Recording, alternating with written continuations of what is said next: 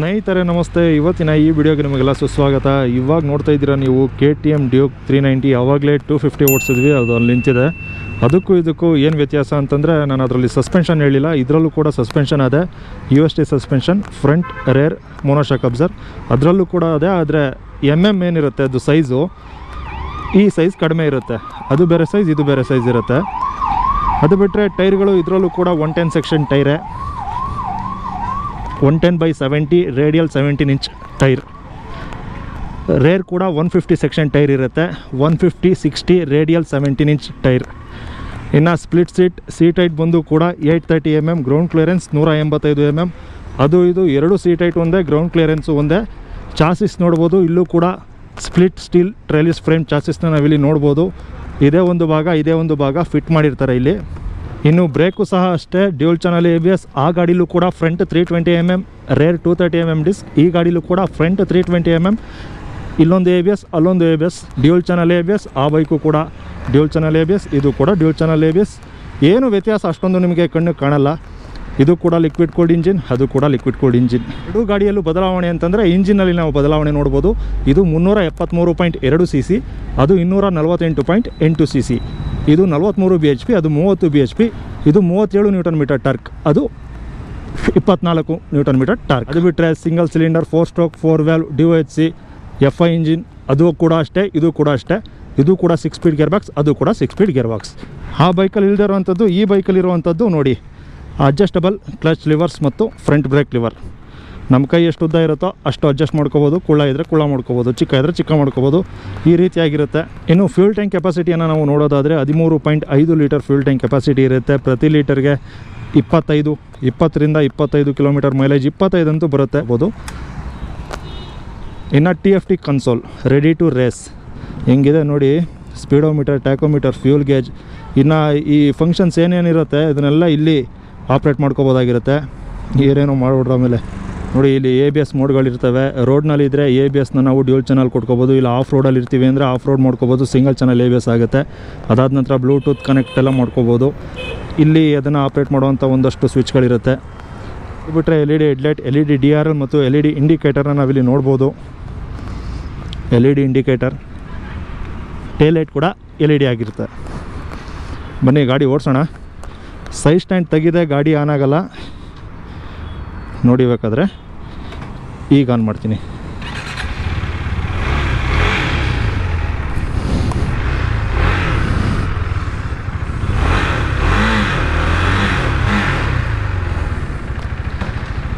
Okay, ಹೋಗೋಣ.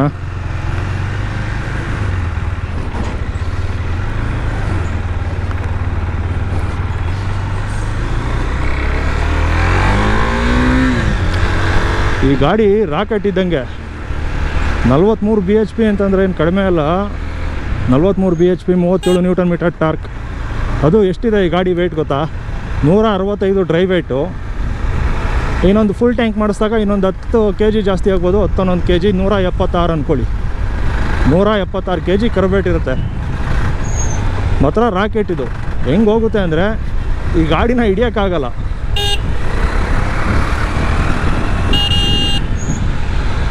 Break ಅಂತೂ ಮಸ್ತಾಗಿದೆ.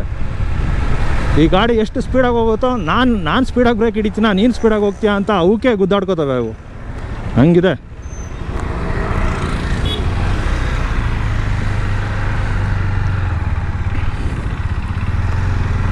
ಬನ್ನಿ ಹೋಗೋಣ.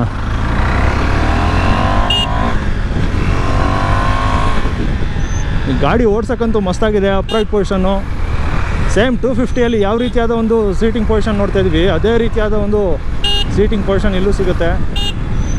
ಅಗ್ರೆಸಿವ್ ಅಂತ ಅನ್ಸೋದು ನಿಮಗೆ ಕಾಲ್ನಲ್ಲಷ್ಟೇ, ಫುಟ್ ಪೆಗ್ ಇರುವಂಥ ಜಾಗದಲ್ಲಿ, ಕಾಲು ಇಟ್ಕೊಳ್ಳೋವಂಥ ಜಾಗದಲ್ಲಿ. ಅದು ಬಿಟ್ಟರೆ ಈ ಗಾಡಿ ಅಪ್ರೈಟ್ ಪೊಸಿಷನ್ ಇದೆ, ಶೋಲ್ಡರ್ ನೋವು ಬರೋಲ್ಲ. ಎತ್ತರ ಇರೋರಿಗೆ ಈ ಒಂದು ಗಾಡಿ ಸೂಕ್ತ ಆಗುತ್ತೆ. 830 mm seat height, ground clearance 185 ಇರುತ್ತೆ. ಸಿಟಿಯಲ್ಲಿ ಓಡಾಡೋದಕ್ಕೆ ಸ್ವಲ್ಪ 250ಗಿಂತ ಈ ಗಾಡಿ ಸ್ವಲ್ಪ ಕಷ್ಟ ಅನ್ಬೋದು.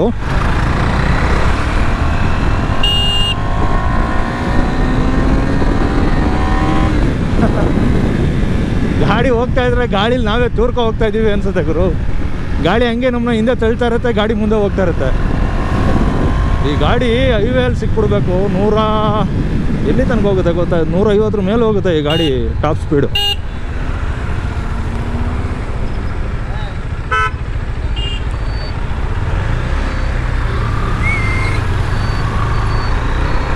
ಒಳ್ಳೆ ಅಡ್ವೆಂಚರ್ ಹೋಗ್ತಾ ಇದೆ. ಅಡ್ವೆಂಚರ್ ಕೂಡ ಇದೇ ಇಂಜಿನ್ ಪವರ್ ಇರುತ್ತೆ, ಆದರೆ ಆ ಗಾಡಿ ಸ್ವಲ್ಪ ನಿಧಾನಕ್ಕೆ ಹೋಗುತ್ತೆ ಇದಕ್ಕಿಂತ. ಆದರೆ ಇದು ಫುಲ್ ನೇಕ್ಡ್ ವರ್ಷನ್ ಬೈಕ್ ಅಲ್ವಾ, ಸರಿಯಾಗಿ ಹೋಗುತ್ತೆ ಕಿತ್ಕೊಂಡು.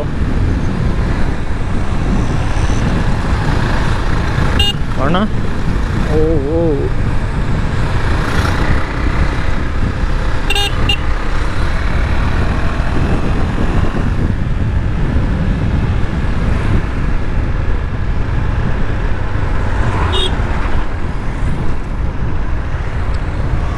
ಈ ಗಾಡಿ ಓಡಿಸ್ಬೇಕಾದ್ರೆ ಸ್ವಲ್ಪ ಕೈಗೆ ಎಲ್ಲ ನೋವು ಬರುತ್ತೆ ನಿಮಗೆ. ಯಾಕಂದರೆ ಇದನ್ನು ಕಂಟ್ರೋಲ್ ಮಾಡುವಾಗಲೇ ಬ್ರೇಕ್ನ ಸಡನ್ನಾಗಿ ಹಾಕ್ದಾಗಲೇ ನೋವು ಬಂದ್ಬಿಡುತ್ತೆ ಕೈಯೆಲ್ಲ. ಸ್ವಲ್ಪ ಅಡ್ಜಸ್ಟ್ ಆಗೋ ತನಕ ಈ ಗಾಡಿ, ಆಮೇಲೆ ನಮ್ಮದೇ ಅಲ್ವಾ ಕುದುರೆ, ಹೆಂಗೆ ಬೇಕಂದ್ರೆ ಹಂಗೆ ಓಡಿಸ್ಬೋದು. ಯಾವಾಗಲೂ ಒಂದೊಂದು ಸಲ ಓಡಿಸ್ತೀನಿ ಅಂತಂದರೆ ಅಡ್ಜಸ್ಟ್ ಆಗಬೇಕು ಇದು ಗಾಡಿ.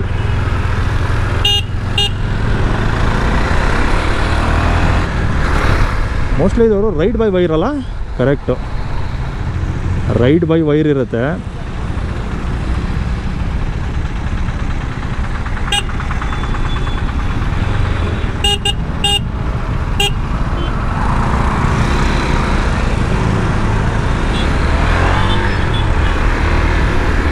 ನಿಮಗೆ ಫಸ್ಟ್ ಗೇರಲ್ಲಿ ಇದು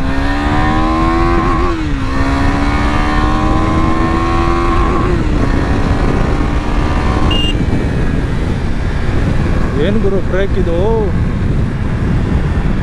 ಇದಿಷ್ಟು ಸ್ಪೀಡಾಗಿ ಹೋಗುತ್ತೆ ಅಂತ ನನಗೆ ಖುಷಿ ಇಲ್ಲ. ಇದಿಷ್ಟು ಚೆನ್ನಾಗಿ ಬ್ರೇಕು ಸರಿಯಾಗಿ ಕಚಕಂತ ಹಿಡ್ಕೊಳ್ಳುತ್ತೆ ಅನ್ನೋದು ಖುಷಿ.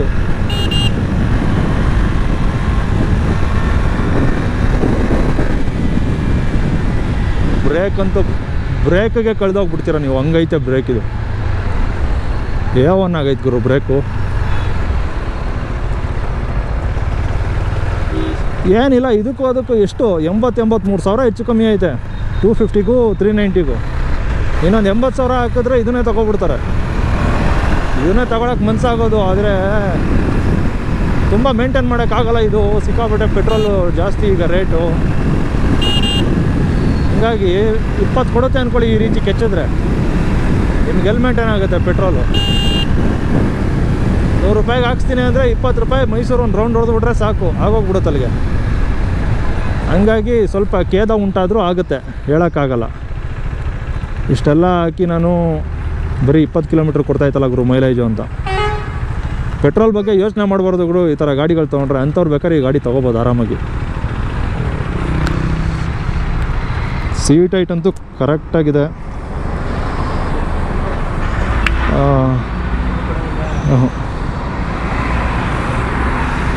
5'10", 5'11" ಇರೋರಿಗೆ ಕರೆಕ್ಟಾಗಿ ಅಂದರೆ ಲ್ಯಾಂಡ್ ಆಗುತ್ತೆ ಕಾಲುಗಳು.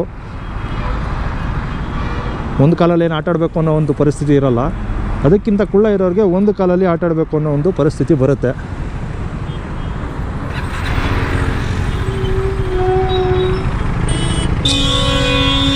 ರೈಡ್ ಬೈ ವೈರ್ ಗುರು, ಏನು ಗುರು ಇದು ಥ್ರೋಟಲ್ ರೆಸ್ಪಾನ್ಸ್ ಹಿಂಗಿದೆ. ರೈಡ್ ಬೈ ವೈರ್ ಅಂದರೆ ಕೇಬಲ್ ಇರೋಲ್ಲ, ಮಾಮೂಲಿ ಸೆನ್ಸರಿಂದನೇ ವರ್ಕ್ ಆಗುತ್ತೆ. Turning radius ಸರಿಯಾಗೈತೆ.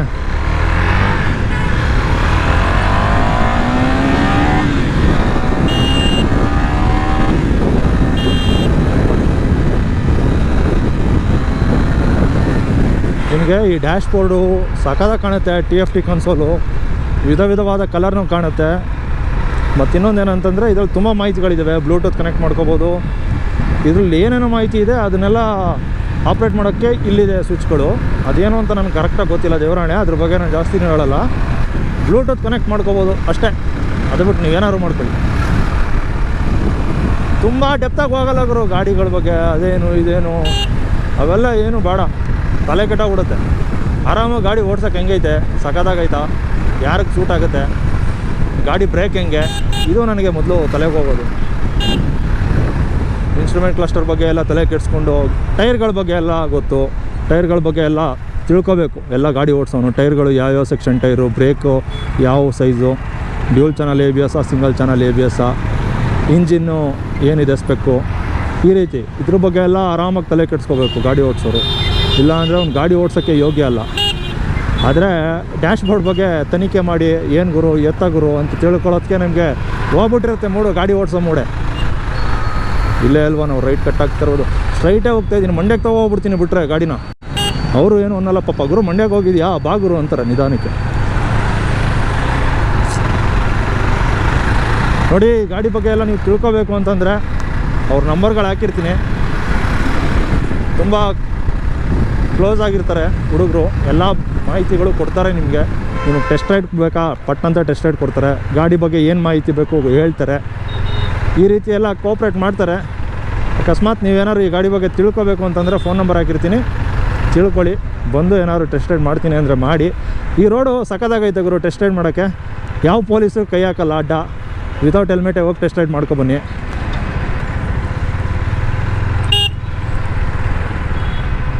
ಹಂಗಾಗಿ ರೋಡ್ ಸಖತ್ತಾಗೈತೆ. ಮೈಸೂರಲ್ಲಿ ಬಿಡಿ ರೋಡ್ಗಳೆಲ್ಲ ಹಿಂಗೆ ಇರ್ತವೆ ಚೆನ್ನಾಗಿ, ಪೊಲೀಸ್ ಇಲ್ದಿರೋ ರೋಡ್ ಇದು ಅಷ್ಟೇ.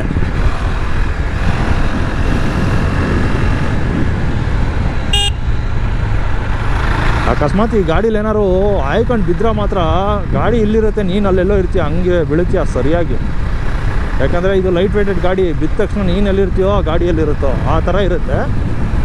ಗಾಡಿ ನೋಡ್ಕೊಂಡು ಓಡಿಸಿದ್ರೆ ತುಂಬ ಉತ್ತಮ. ಇಂಥವರೆಲ್ಲ ಹಿಂಗೆ ತಿರುಗೊಂತಾರೆ ಅಲ್ವಾ ಸಿಗ್ನಲ್ ಕೊಡದೆ, ಆವಾಗ ನೀನು ಹೋಗಿ ಗುದ್ದುಬಿಡ್ತೀಯ, ಗಾಡಿ ಸ್ಪೀಡ್ ಹಂಗಿರುತ್ತೆ. ಈ ಗಾಡಿ ಓಡಿಸ್ಬೇಕಾದ್ರೆ ಎಲ್ಲ ಕಡೆ ಕಣ್ಣಿರಬೇಕು ಗುರು. ಬರೀ 2 ಕಣ್ಣು ಐತೆ ದೇವ್ರು ಕೊಟ್ಟಿರೋದು ಅಂತ ಅಂದರೆ ಸಾಕಾಗಲ್ಲ, ಎಲ್ಲ ಕಡೆ ಕಣ್ಣಿರಬೇಕು. ಹತ್ಸ್ಬಿಡೋಣ ಗಾಡಿನ ಇರು ಗುರು. ಆಲ್ರೆಡಿ ಫ್ಯಾನ್ ಆನ್ ಆಗಿದೆ. ಏನು ಗುರು ಗಾಡಿ ಇರೋ ಪವರು, ಈ ಗಾಡಿ ಪವರು ಸರಿಯಾಗೈತೆ. ಹಂಗೆ ಅಂದ್ಬಿಟ್ಟು ಸುಮ್ಮನೆ ಬ್ಲೈಂಡಾಗೆಲ್ಲ ಓಡ್ಸೋಕ್ಕಾಗಲ್ಲ ಈ ಗಾಡಿಗಳನ್ನ. ಏನಾದ್ರು ಅಭ್ಯಾಸ ಇದ್ದರೆ ಚೆನ್ನಾಗಿ ಓಡಿಸ್ಬೋದು. ಇಲ್ಲ ಅಭ್ಯಾಸ ಇಲ್ಲ, ಫಸ್ಟ್ ಟೈಮ್ ಓಡಿಸ್ತಾ ಇರೋದು ಅಂದರೆ ಸ್ವಲ್ಪ ಡೀಸೆಂಟಾಗಿ ನಿಧಾನಕ್ಕೆ ಹೋಗಿದ್ದು ಬಂದು ಗಾಡಿ ನಿಲ್ಲಿಸ್ಬಿಟ್ರೆ ಒಳ್ಳೆಯದು. ಸಖತ್ ಪವರ್ ಇದೆ, ಲೈಟ್ ವೇಟೆಡ್ ಗಾಡಿ. ಇನ್ನು ಈ ಗಾಡಿ ಬಗ್ಗೆ ಏನಾದ್ರು ವಿಚಾರಣೆ ಇದ್ದರೆ ವಿಚಾರಿಸ್ಬೋದು ಅಂತ ಹೇಳ್ತಾ ಈ ಒಂದು ವೀಡಿಯೋನ ಮುಗಿಸ್ತಾ ಇದ್ದೀನಿ. ಮುಂದಿನ ವೀಡಿಯೋದಲ್ಲಿ ಸಿಗೋಣ. ಧನ್ಯವಾದಗಳು.